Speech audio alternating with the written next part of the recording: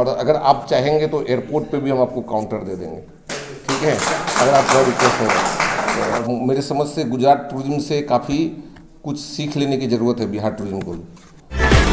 आपने अभी तक हमारा चैनल सब्सक्राइब नहीं किया तो अभी सब्सक्राइब करें। नमस्कार, मेरा नाम आमिर है और आप देख रहे हैं आवाज़ आप तक। राष्ट्र की बात में आज हम बात करेंगे स्टैच्यू ऑफ यूनिटी से जुड़े कार्यक्रम और उसके आसपास बने कई अट्रैक्शन के बारे में। किसी भी देश की अर्थव्यवस्था में सबसे ज़्यादा योगदान देने वाला टूरिज्म सेक्टर कोरोना महामारी के बाद फिर से अपने समान स्थिति में लौटने लगा है। स्टैच्यू ऑफ यूनिटी से लगभग 1450 किलोमीटर दूर बिहार के एक शहर बोध गया में गुजरात टूरिज्म के द्वारा एक रोड शो का आयोजन किया गया है, जहां पर टूरिज्म से जुड़े लगभग 70 टूर ऑपरेटरों के साथ कई गणमान्य लोगों ने हिस्सा लिया। आइए पहले हम आपको कार्यक्रम की थोड़ी झलक दिखाते हैं, फिर हम बात करेंगे कार्यक्रम में शामिल कुछ लोगों से। अंतर कस्टमर में और आप में इतना ही है कि आप उसमें अपना TSC लेंगे और कस्टमर को डायरेक्ट बुकिंग करता है, पहला चीज। दूसरा चीज, ये करने के लिए हमारा लोगो यूज करने के लिए you have to get registered with us. जो यहाँ पे बहुत लोग हैं वो ऑनलाइन ही होता है रजिस्ट्रेशन, ट्रैवल पार्टनर का रजिस्ट्रेशन ऑनलाइन होता है, जो मात्र गवर्नमेंट ऑफ गुजरात 1000 रुपया लेता है ऑनलाइन पेमेंट, और उसके बदले एक सर्टिफिकेशन इशू करता है, जिसके चलते आप अपने कार्ड पे गुजरात टूरिज्म का लोगो अपने बोर्ड पे यूज कर सकते हैं। अभी जैसे गुजरात टूरिज्म का कर रहे हैं, अगर अहमदाबाद किसी को अगर जाना है शॉर्टेस्ट टाइम में, या आपका केवड़िया जैसे भी काफ़ी अच्छा बता रहे थे ध्रुव जी की, काफ़ी अच्छा डेवलप हुआ, मैंने भी देखा, हमारे वहाँ सी एरोड्रम भी है, वहाँ सी प्लेन उतरती है, बता रहे थे काफ़ी, मुझे जानकारी थी 2500 के आसपास है। अभी साबरमती रिवर फ्रंट मतलब अहमदाबाद से आपका जो नर्मदा डैम है जहाँ पर हमारा एरोड्रम है, वहाँ से मात्र मैंने 1500 रुपये में आप आ जा सकते हैं। तो बहुत अच्छा कनेक्टिविटी है। बॉम्बे आप पहुँचेगी, ये फ्लाइट करीब 12:30 बजे यहाँ से जाती है और 2:30 बजे के आसपास पहुँचती है, तो सेम डे आप यहाँ से निकल करके वहाँ पहुँच सकते हैं। अनुरोध है कि आप रेलवे से बात करके, आप गया से अगर डायरेक्ट फ्लाइट अहमदाबाद का केवड़िया तक अगर जाता है तो बहुत अच्छा रहेगा। गुजरात टूरिज्म को ये प्रोग्राम करने के लिए बहुत बहुत धन्यवाद। आप लोग यहाँ बुलाएं उसके लिए भी बहुत बहुत धन्यवाद। और आप लोगों को फिर से एक बार हम विश्वास दिलाते हैं कि आप लोग अभी काम करते रहिए, ये समय है, आप बहुत अच्छा सदुपयोग कर रहे हैं, खास करके कौशलेश जी जो इनके साथ मिल करके इनको यहाँ पर लेकर के आए गुजरात टूरिज्म को। और अगर आप चाहेंगे तो एयरपोर्ट पे भी हम आपको काउंटर दे देंगे, ठीक है, अगर आपका रिक्वेस्ट होगा।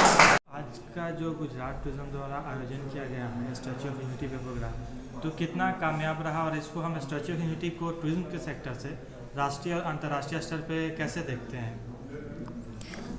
सबसे पहले गुजरात टूरिज्म को बहुत बहुत धन्यवाद कि ये सब सेक्टर इंटरनेशनल मार्केट है। सारे जो टूर ऑपरेटर हैं इंटरनेशनल में डिपेंड कर रहे हैं, लेकिन अभी कोरोना की वजह से सारे खाली है। इनको समझिए कि एक बहुत बड़ा हथियार हाथ लगा है। क्यों? क्योंकि यूनिटी, वो स्टैच्यू ऑफ यूनिटी हो गया, कनेक्टिविटी हो गया, सी प्लेन जो हो गया, 3-4 प्रोजेक्ट जो है ना इन लोगों को मिल गया। और इधर के लोग जो बैठे हुए हैं, जो वेट कर रहे हैं कि कब हमारा वो सब टूरिस्ट आएगा।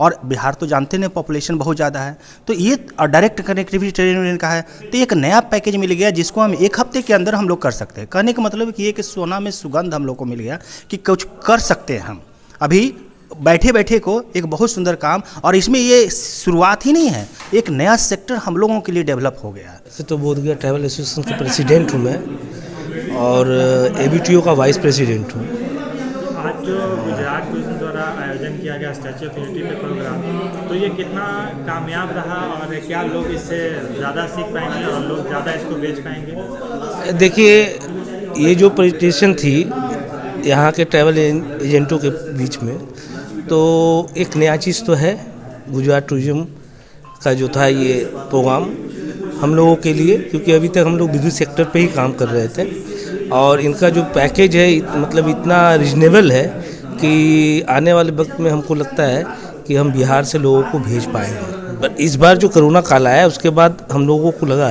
कि नहीं, हम लोग जो खाली सिर्फ फॉरेनर विदेशी टूरिस्ट पर निर्भर रहते थे, तो नहीं, अब हम लोगों को ये डोमेस्टिक टूरिज्म को देखना होगा, उसको प्रमोट करना होगा। अब तो वैक्सीन आ गया है, तो लोगों में धीरे धीरे अब ये डर ख़त्म हो रहा है। तो कम से कम डोमेस्टिक, जब तक इंटरनेशनल फ़्लाइट स्टार्ट नहीं होती है, तो डोमेस्टिक टूरिज्म निश्चित तौर पर जो घर में लोग साल भर से बैठे हुए हैं उनमें भी कुलबुलाहट है, और वो लोग भी चाहते हैं कि कहीं थोड़ा फ्रेश होने चलें।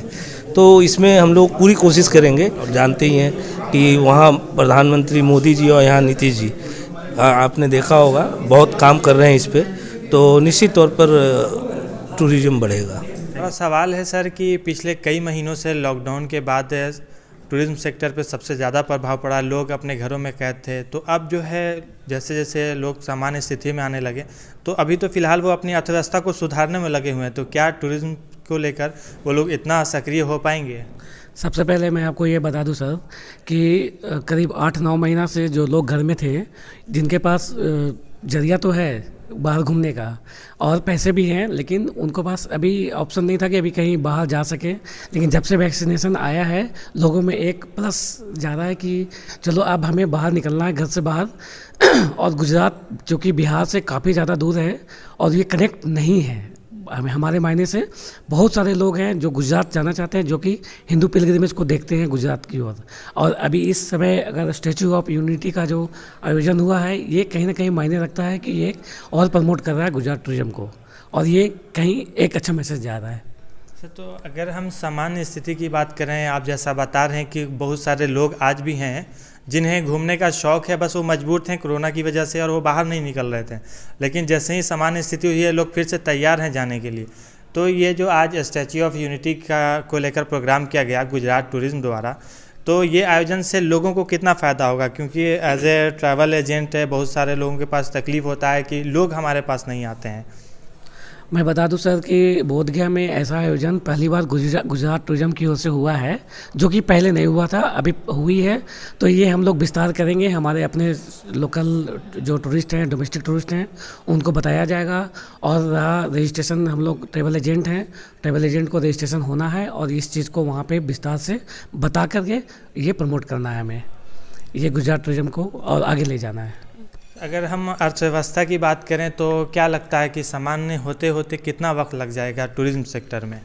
जैसा कि सर आपको पता है कि बोधगया में ज़्यादातर बाहर से लोग आते हैं, यहाँ से लोग कम घूमने जाते हैं, लेकिन चूंकि गुजरात को बिहार में वो पवित्र दृष्टिकोण से देखा जाए तो आपका अक्षरधाम है, आपका द्वारकाधीश हैं और भी वहाँ पे हैं, तो उसको जोड़ते हुए आपको मैं ये बताना चाहता हूँ कि यहाँ से बहुत लोग इच्छुक हैं जाने के लिए, लेकिन चूँकि डिस्टेंस काफ़ी ज़्यादा है, लेकिन जिस माध्यम से आज जो प्रोग्राम ऑर्गेनाइज हुआ है, जो हम लोग को बताया गया है कि नहीं, अब पहले वाला बात नहीं है, अब बहुत सारा चीज़ चेंज हो गया है और माननीय प्रधानमंत्री ने इस पर बहुत ज़्यादा काम करवाया है उधर टूरिज्म को लेके। तो कहीं ना कहीं ये हमारे बीच जो हमारे लोग जाने के इच्छुक हैं वो और जाने चाहते हैं और जाएंगे।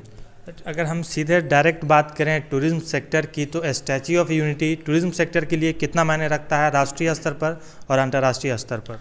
मैं बता दूं सर कि जब से स्टैचू ऑफ यूनिटी का जो प्रचार प्रसार हुआ है दूरदर्शन के माध्यम से या फिर टीवी चैनल से, सोशल मीडिया में हमें मिला, देखने को मिला, लोग के पास ये मैसेज है कि स्टैचू ऑफ यूनिटी एक विश्व में एक ऐसा धरोहर बना है जो कि कहीं नहीं, सिर्फ अपने भारत में है और वो गुजरात में है। तो लोग बहुत इच्छा है, बहुत उनको विश है कि मैं वहाँ पे जाऊँ और एक बार उसका दर्शन जरूर करूँ। तो क्या आज का जो प्रोग्राम रहा आपके हिसाब से कैसा रहा? क्या कामयाब रहा या फिर इसमें कुछ और सुधार की ज़रूरत है, या फिर आप कुछ और भी डिमांड करना चाहेंगे गुजरात टूरिज्म से कि वो आगे इससे जुड़ा काम करे? आज का प्रोग्राम सर मैं बता दूं कि ये कहीं ना कहीं बहुत सक्सेसफुल है ये, क्योंकि हम लोग अभी तक ऐसा फर्स्ट टाइम है गुजरात टूरिज्म की ओर से। इससे पहले बहुत सारे स्टेट से लोग आए थे और प्रमोट करके गए, बट गुजरात में क्या है कि देखिए, आपको मैं 2 बार बोल चुका हूँ कि वो हिंदू दृष्टिकोण से भी लोग वहाँ देख रहे हैं, जो इस्लामिक है इस्लामिक भी देख रहे हैं, और सर ने बताया कि जैन सेक्टर भी है, बुद्धिज़्म सेक्टर भी है, जो कहीं ना कहीं ये चीज़ अच्छा मैसेज जाता है और लोग जाना चाहेंगे। रिक्वेस्ट है, अगर आप लोग पहुंचा सकते हैं मिनिस्ट्री तक, तो एक ट्रेन कॉम्बिनेशन दीजिए, जो कि जैसे गुजरात से वाराणसी तक हमने सुना कि शायद कनेक्शन हो रहा है, अगर उसी ट्रेन को बोधगया तक भी अगर एक्सटेंशन दिया जाए तो हमें लगता है कि कुछ टूरिज़्म की अपॉर्चुनिटी और ज़्यादा बढ़ेगी दोनों जगहों के लिए। इसमें हमारा यूपी भी आ जाएगा, बिहार भी आ जाएगा, जो डायरेक्ट कनेक्टिविटी मिलेगी तो थोड़ा सा टूरिज़्म हम लोग का बूम करेगा। चूँकि हम लोग अभी पेंडेमिक से चल रहे हैं, तो इसके लिए थोड़ी सी हम लोग को इस पर ध्यान देने की ज़रूरत है। अगर ये कुछ सुविधा हो जाए कनेक्टिविटी, तो हमें उम्मीद है कि हम लोग डोमेस्टिक टूरिज़्म को अच्छे तरह से बूम कर सकते हैं इसको। नियरेस्ट फ्यूचर में। लॉकडाउन के बाद जिस तरह से अर्थव्यवस्था एकदम से ठप पड़ गया था, तो अभी हाल ही में कुछ दिनों से शुरू हुआ है टूरिज्म सेक्टर और लोग आने लगे हैं, तो क्या आने वाले समय में ये पहले की तरह रफ्तार पकड़ पाएगा? सर अभी भी डोमेस्टिक टूरिज़्म में हमारे पास काफ़ी साउथ इंडिया से भी इंक्वायरी है और लोग आना चाहते हैं, लेकिन अभी लिमिटेड कनेक्टिविटी है हमारे पास। फ़्लाइट भी कनेक्टिविटी पहले की तरह नहीं है, ट्रेन भी बहुत कम चल रहे हैं, तो लोग इसके इंतज़ार में हैं कि कब से थोड़ा फुल फ्लेज में फ़्लाइट भी आ जाए, ट्रेन भी आ जाए, तो ये डोमेस्टिक टूरिज़्म हमारा बूम करेगा।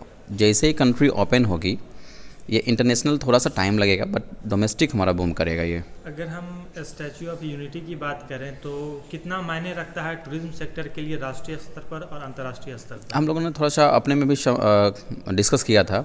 जो स्टैच्यू ऑफ यूनिटी है, तो उसकी आइटनरी तो मैं थोड़ा सा अभी स्टडी करूँगा, लेकिन उस पर जो है उसको मैं सोचता हूँ कि थोड़ा सोमनाथ और द्वारका से थोड़ा कनेक्ट किया जाए, क्योंकि हमारा जो एरिया है हिंदूज़ पिलग्रिमेज का है और वो काफ़ी फेमस है।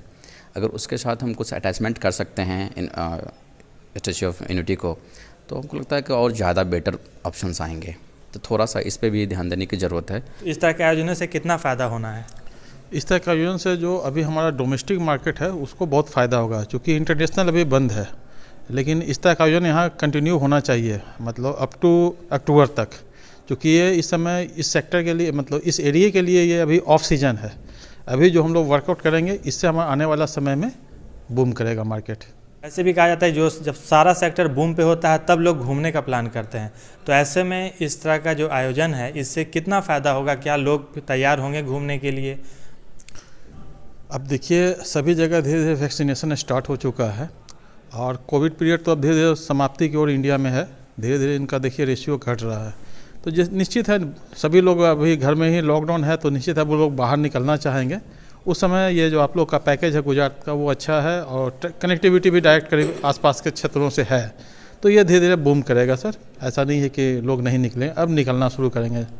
सर बिहार के बोध गया में माना जाता है कि ये टूरिज़्म के लिए हब है, इसमें यहाँ पे गुजरात टूरिज़्म का आयोजन कितना बूस्ट करेगा टूरिज़्म सेक्टर को? डोमेस्टिक में तो बहुत करेगा सर, अप्रॉक्स 50-60% आएगा। जब इंटरनेशनल शुरू होगा तो रेस्ट उस पर जाएंगे सर। Thank you.